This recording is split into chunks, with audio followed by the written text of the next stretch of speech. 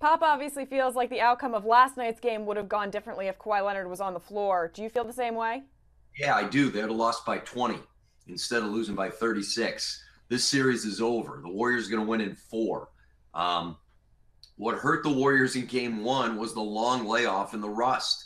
Now that they're back and in a groove, this thing's over. And I think the NBA kind of they ruined the series by giving you so many days off.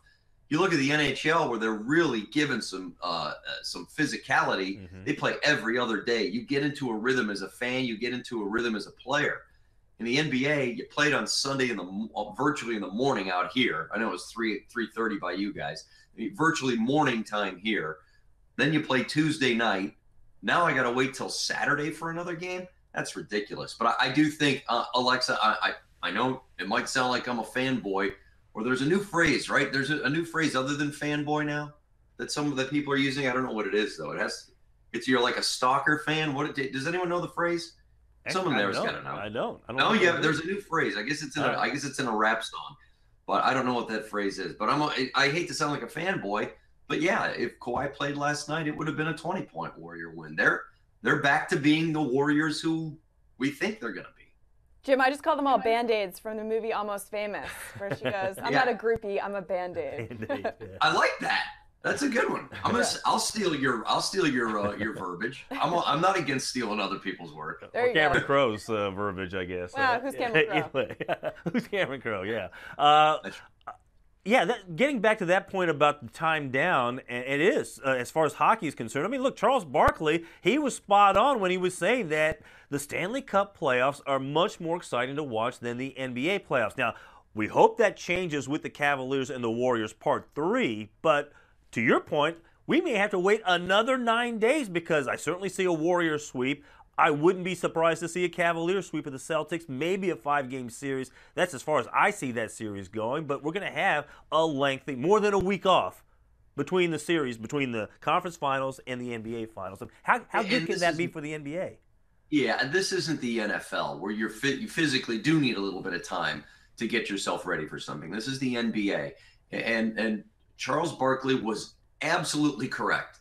If you could only pick one playoffs that you have to watch, someone says, you know what, in your life, you can't overindulge in sport. You would pick the NHL Stanley Cup playoffs every time. I mean, I get it that there's superstar. There's the superstar ticket goes to the finals if you get the Cavaliers and the Warriors. But the problem, Michael, is, and I'm going to speak for all three of us here, we have all been sitting around waiting for Warriors and Cavaliers. You just said it in the question. Why are we sitting here waiting for maybe 4 more Cleveland games and now 2 more Warrior games to happen before we get to the eventual finals, which we all kind of assume is going to happen? I think the league has to look at their competitive balance right now.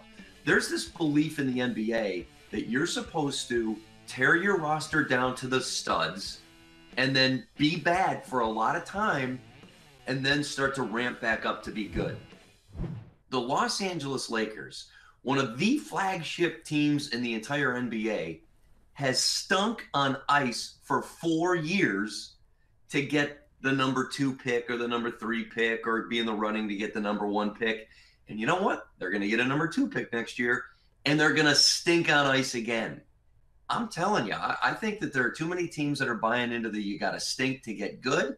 That means that there are only going to be fewer teams that are competing for the highest level, and you're going to get more and more of this ugly playoff basketball once you get to the 8 teams, because now the argument is, well, do you want to be the 8th seed and get blown out by the 1 seed?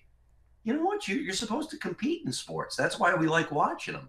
And I think that the NBA has to address the competitive balance and how awful it is 1 through 16. It's really great 1 and 2. Maybe 1, 2, 3, 4 really, really can be good. Although we're down to the final 4, and we just saw a great game, I think partially because of rust. And then we saw, because at end of that Warrior, Spurs first game was, competitive. The Spurs go up 25 and, the Warriors come roaring back. But last night was a waste of viewing time. And I think the league they should address it. What the answer is, I don't know, but they should address it.